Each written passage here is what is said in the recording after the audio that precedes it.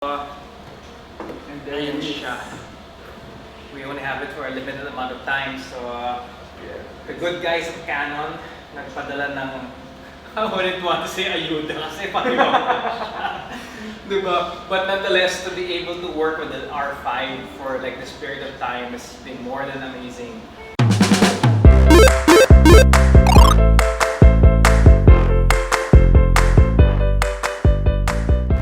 Okay, guys, minsan lang ito mangyari where I have a nice setup in a nice studio na nailaw pa ako, and as you can see, there are lots of other video cameras going around.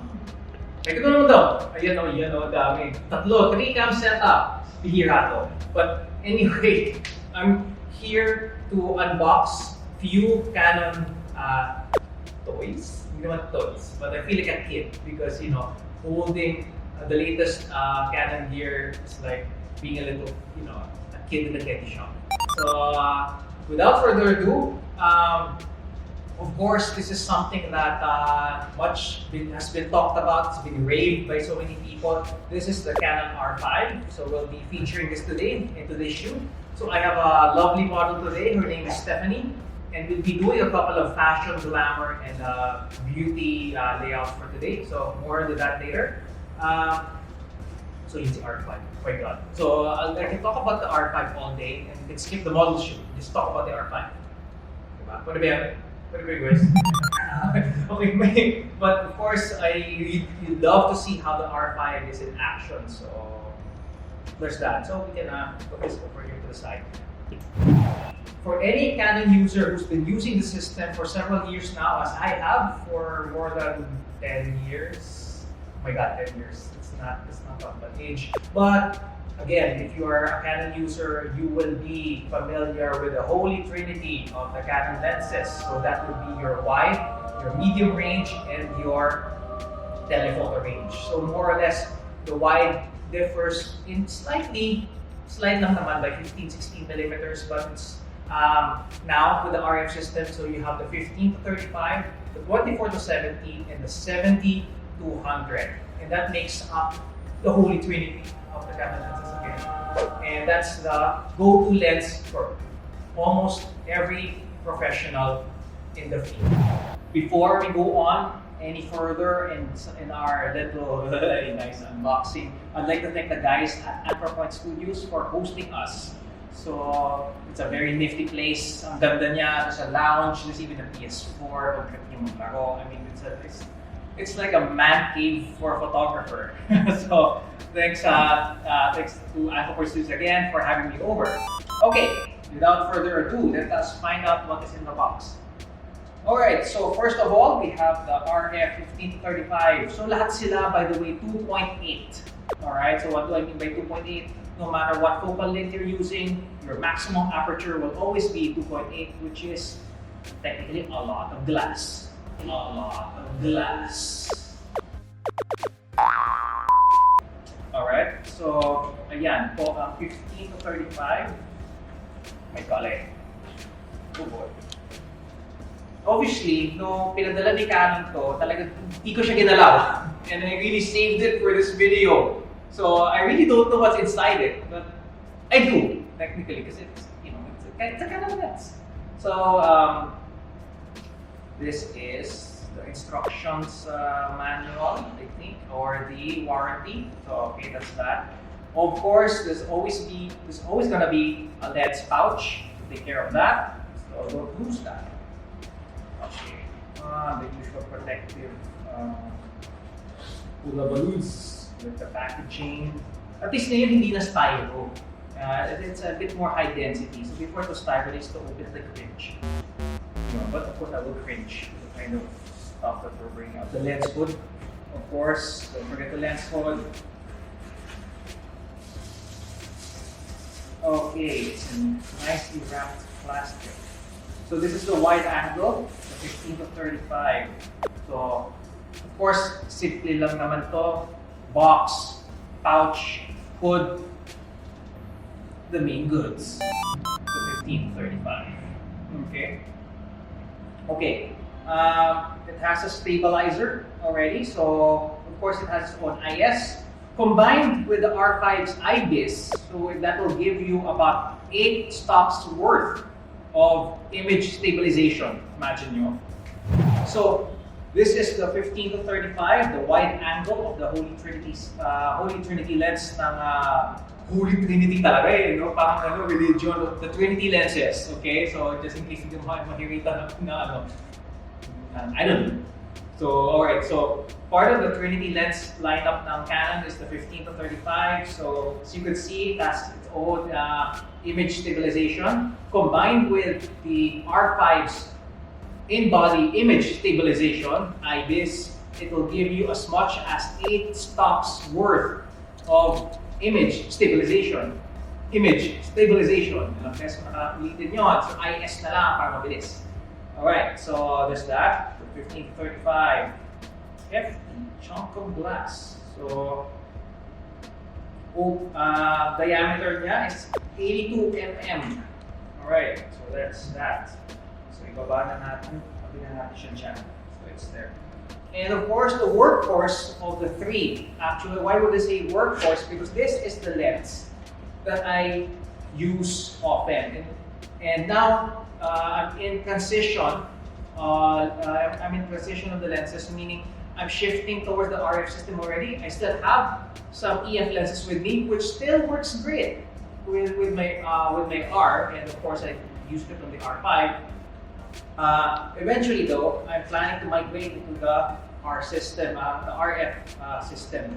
Eventually, so what I did the first lens that I got was this. Since most of my shoots require this mid-range lens. So, tabi na natin muna ang natin paghalo ng mga pouches with that. But they're more or less the same size. Okay. It's like Christmas in August. Then again, you'll never know kasi, you know, ano mo naman, si Jose Marichan sumipot na bigla at kumanta dito na ano, ang usual ng ating Christmas anthem. Okay, so this is the 24 to 70. So I have one of these already. So it's very familiar. Of course, very familiar. The usual stuff lang naman. It has the pouch and the manual then also. So put that there. And ano ang diameter niya? Also 82. So the nice part about the Trinity series is that 82 so far. Okay, so if you notice then also, if you don't exactly look at the focal lengths, they're almost the same. They almost look the same. And of course, last but certainly not the least, it's the mas malaki nga yung it has a bigger pouch. So wait. Here to the side, over here. And so mamaya na lang, we'll sort this out later how to put them back in the box because we're going to be using them anyway for our shoot. Okay? Holy wow! Ang liit mo. That's what she said. No, okay, fine. Kasi, okay. Wow, we first time actually open ng lenteng to, guys, ha? I mean, okay, wait, hold on. I'm just containing my little excitement here because why this is, I know this lens has been around for a while already, but why this is such a game changer for me personally, because look at the size of this thing. Imagine it for a 70 to 200, it's almost like half or 2/3 of its original size, plus the weight. The weight is so light. We have the original. Uy, meron ba? Yun. So may tatawid po si Leo. Yan. Okay lang yun. Yan. Mga yun. Sige. There you go. Thank you, sir. Yan. Social distant Leo. Yan. Yun. As you could see, ito yung isang type. Ito yung, well, this, ano to? Version 2 ba to? I think so. I think this is version 2.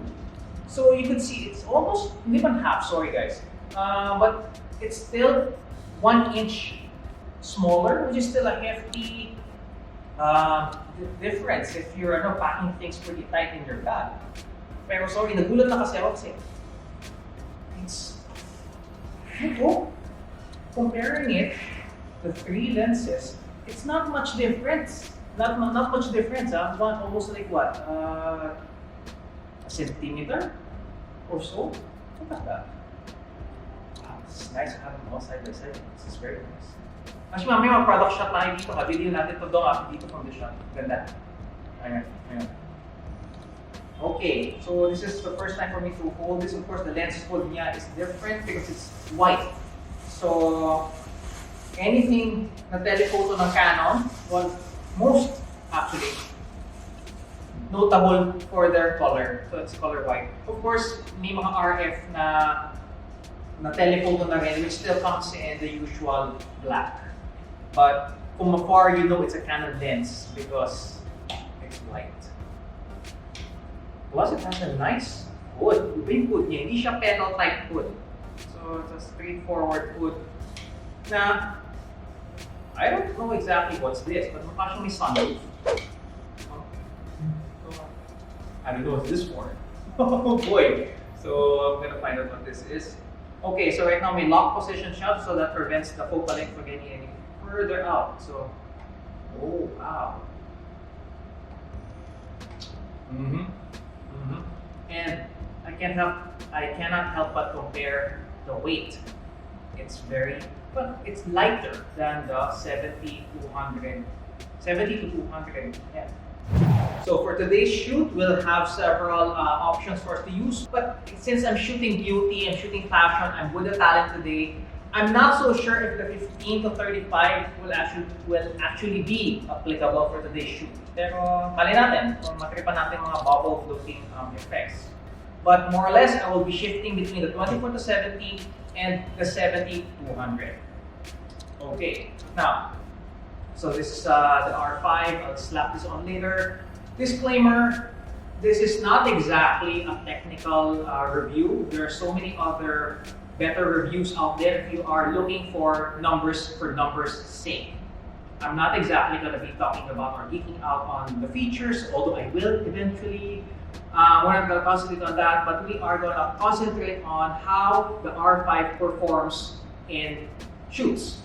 As you can see, other brand ambassadors, Canon Crusaders of Light, like Edwin, Martinez, sila Gilson, have gone around using the R5 and the R6 in, as Lapati in weddings, using the R5 and the R6 in real world work situations. So we'll do the same for the R5. All right. So without further ado, we'll see you when the model is here and we start doing makeup. We'll start doing our lighting and usual conceptualization talk. All right. But by then, I think I'll be putting on a mask already. So kung hindi ako masyado madinig, i-caption na lang natin to. All right. So since ako yung talent right now, wala akong mask. But please again. For shoots like these, we shall practice social distancing. We're very few pieces of shoot. For a big space like this, we are less than 6. Okay? So, which should be pretty safe. And we shall be working in certain sectors and pods lang. So, we were not exactly cross over each other's area of work. Alright? Catch you in a bit.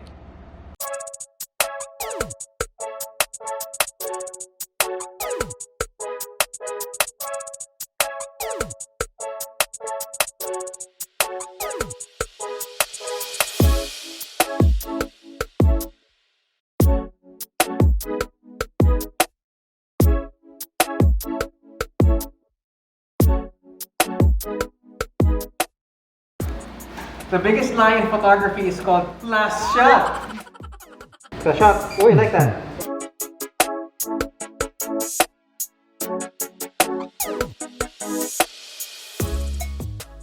Oh, yes, that's an angle. Good, I got it. Ganda. Sexy look in the camera. Good, there you go. Oh, wow. Wow, that's nice. So candy. I love it, yeah. I know, right? Okay guys, I'm sorry. I got too transfixed on the 70 to 200. Hindi na po ako nagpalit ng lente. Sorry naman. It was so fun to use. And I've never held a 70 to 200 for that long kasi naging problem ko before. You know, the previous iterations of it was good. It gives me awesome photos, but it gets pretty heavy, especially when the shoots go down the line. This one though, the RF version, mas magaang and mas balanced yung weight, especially in the R5. And all throughout the entire shoot, pang hindi ako nangawit holding the camera. So it was really fun to use. And not to mention the R5 is freaking sharp and it focuses so fast. If there's anything about it, I don't have to even think anymore of what my composition is. So of course you have to, alright? Don't be stupid, Jay. You have to do it. But again, my point is here is that I'm given more freedom to work creatively and direct my model Stephanie better, simply because I knew the camera is focusing well. And it focuses quickly, and I know it's focusing in the right spots, like in the face, in the eyes, where focus matters the most, especially for glamour and beauty fashion shoots. All right, so that wraps up my shoot here at Anchor Point Studios. I'd like to thank the guys here at the studio for letting me shoot. Hooray! There's the crew. Yep. Handa ko yung socially distant. Nandun sila, nandito ako. And then of course, my lovely model Stephanie. Say hi. Hello. Yeah, Thank ayun. you. Ayun. So, it's a wrap for us. And just to give you my experience of the R5, it's like an awesome camera to work with. It's been a dream. All of my wish list as a photographer has come true with this body, and match it with awesome RF lenses. What can you say? It was a shoot so easy, of course, because the model is pretty, and of course, and the camera is nice. All right, thanks so much, guys, and Jay out.